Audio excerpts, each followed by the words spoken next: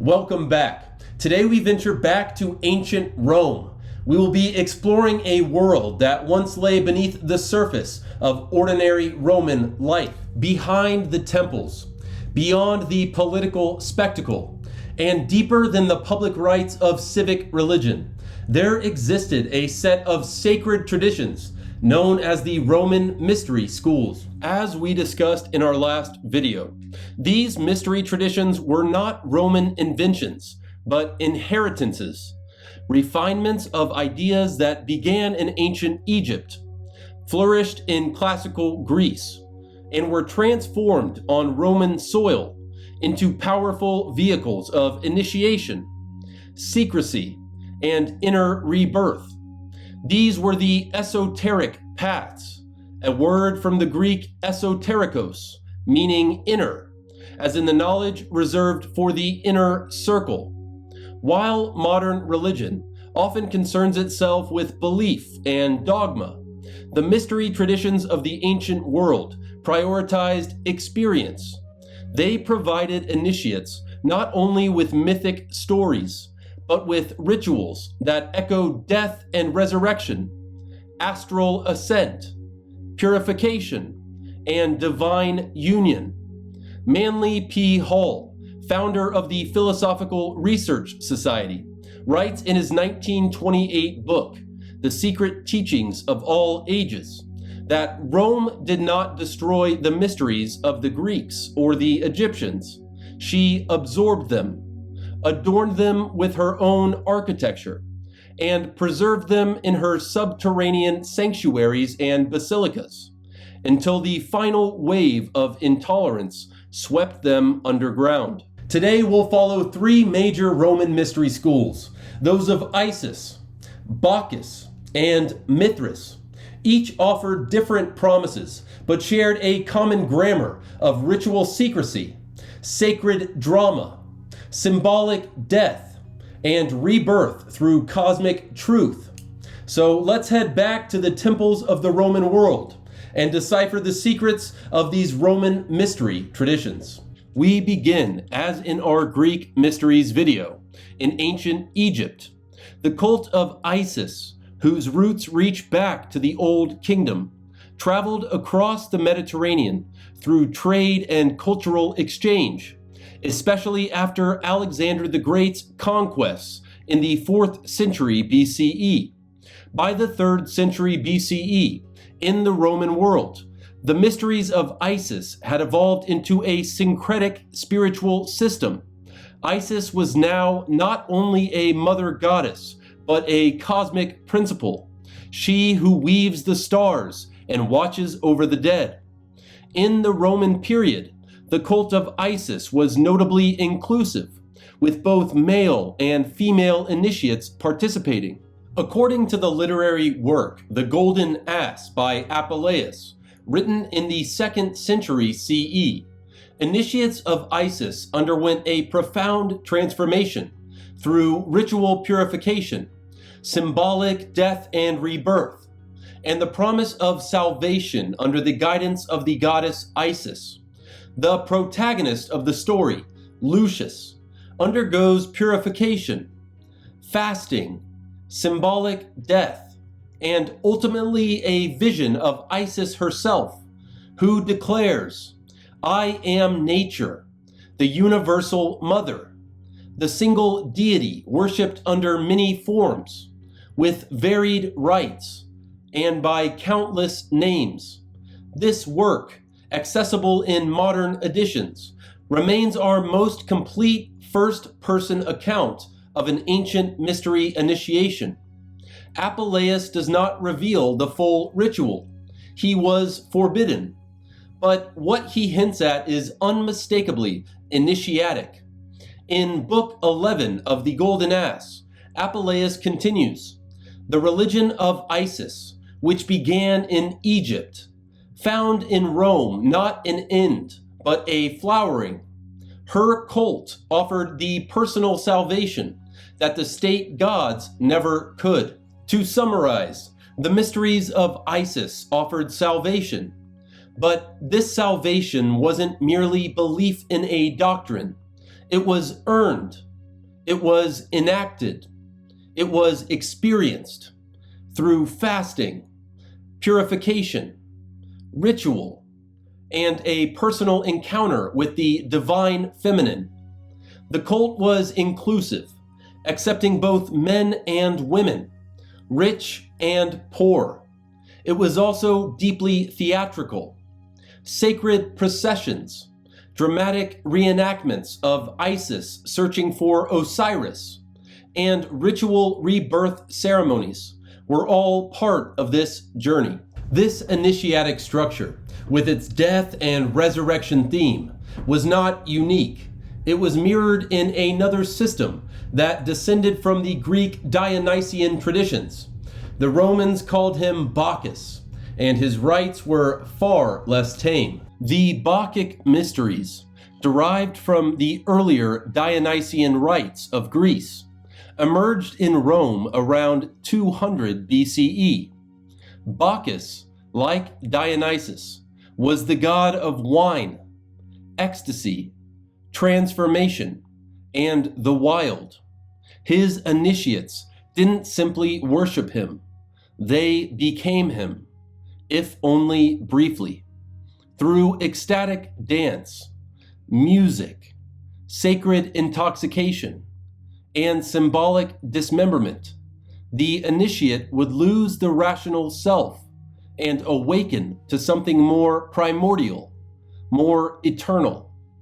These were secret rites devoted to Bacchus that used ecstatic rituals, symbolic death and rebirth, and sacred intoxication to dissolve personal identity and unite the initiate with divine regenerative forces beyond the rational self. The Roman Senate, threatened by the secrecy and social mixing of the Bacchanalia, the name for the Roman festival of Bacchus, attempted to suppress these rites in 186 BCE, but the rites persisted underground, both literally and metaphorically, through private gatherings and encoded artwork. So why were the Bacchic rites seen as dangerous? Because they offered direct access to transcendence without state approval. The mystery schools bypassed priesthoods, temples, and civic order. They worked not through obedience, but through inner rupture. The veil of the world was torn by ecstasy, and in its place, something unshakably real was revealed. At the Villa of the Mysteries in Pompeii, a series of frescoes depict an initiatory cycle thought to represent the Bacchic rites. For a closer study on these Roman rituals, the book titled Mysteries, Dancing Out the Mysteries of Dionysus by Peter Mark Abrams offers deep iconographic and esoteric interpretation. In summary thus far, the cults of Isis and Bacchus both emphasized personal salvation, ritual ecstasy, and initiatory mystery. Yet, while Isis embodied maternal order and rebirth rooted in Egyptian cosmology, Bacchic rites centered on ecstatic release, divine madness, and the disintegration of social boundaries in the Dionysian tradition. But not all of the Roman mystery schools were ecstatic. As we saw in the cult of Isis, others were structured, hierarchical, and even cosmological. This ideological rebirth brings us to the final and perhaps the most enigmatic of these Roman mystery traditions, the Mysteries of Mithras. The Mysteries of Mithras, called the Mithraic Mysteries, flourished between the 1st and 4th centuries CE. Mithras was a god of light, order, and celestial victory, adapted from Indo-Iranian myth, yet reshaped for the Roman worldview. The Mithraic Mysteries, exclusively male and popular among Roman soldiers, centered on initiatory grades and cosmological symbolism, tied to the Indo-Iranian deity Mithras, often shown slaying a bull. This central act of the slaying of the bull, called the Taruktani, is depicted in nearly every Mithraeum or temple across the empire. But this image was not literal. It was astronomical. The bull represented the age of Taurus, and the slaying of the bull by Mithras marked the cosmic shift in the zodiac from the age of Taurus into the age of Aries, echoing processional movement. The act could have also signified the initiate's inner conquest over base, animalistic instincts. The Mithraic system was initiatory and graded, with 7 levels corresponding to planetary spheres. As Manfred Klaus details in his book, The Roman Cult of Mithras, initiates passed from Corax, the name of a raven associated with the god Apollo, through grades like Leo and Heliodromus, toward ultimate union with Sol Invictus, the name given to the unconquered sun. These temples were subterranean, symbolizing descent into the underworld, or the unconscious self, and rebirth into solar awareness. The descent motif calls to mind ancient epics and modern stories. In the Epic of Gilgamesh, the hero journeys beneath Mount Mashu to seek immortality. And in the 1895 esoteric novel, Edidorpa, or Aphrodite spelled backwards, by John Uri Lloyd, a man is led beneath the earth to discover secrets of inner alchemy. Whether myth or metaphor, the path of Mithras was one of inner conquest over fear, instinct, and ignorance. Franz Cumont, in his book The Mysteries of Mithras from 1903, states the Mithraic rites were not merely ceremonies, but cosmic dramas, allegories of the soul's ascent through the planetary spheres, a Roman map of spiritual return. So what unified these very different schools? The motherly Isis, the ecstatic Bacchus, and the solar Mithras. They all offered initiation. They all required secrecy, and they all spoke in symbols. Whether through mythic death, ecstasy, unity, or cosmic ascent, these mysteries promised more than just religious belonging. They promised gnosis, direct knowledge of the sacred.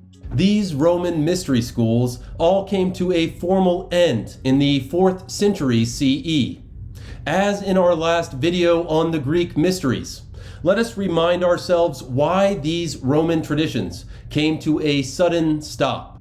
As we discussed in our last video on the Greek mystery schools, Theodosius I, Emperor of Rome, declared Christianity the official religion of the empire in 391 CE. Pagan rites were banned, temples were closed, initiations were outlawed. By the 5th century, the mysteries, those hidden paths to inner transformation, were declared heresy, reduced to fragments, or driven underground. And yet, as we'll explore in future lectures, their echoes lived on in Hermeticism, in Gnosticism, in alchemy, Kabbalah, and the later symbolic systems of Rosicrucianism and Freemasonry. The pattern remained. The mystery schools of Rome were not relics of superstition. They were repositories of experiential knowledge, guiding initiates toward a different kind of truth, one accessed not through belief, but through participation. As the philosopher Sallustius wrote in the 4th century, these things never happened, but are always happening. To study the mysteries is to study ourselves, our longing for transformation, our dialogue with the cosmos, and our deep ancestral memory of a world alive with symbols. In our next video, we will journey from the sacred rites of Rome to the mist-shrouded groves of the Celtic world, where the Druids preserved their own mysteries beneath the forest canopy. What hidden knowledge did they guard in silence and symbol? Thank you for joining us. Next, we will uncover the secrets of the Druids in the Celtic world. Where will this journey take us after Druidism? Like and subscribe to find out. We'll see you next time. Find more at joinseek.org.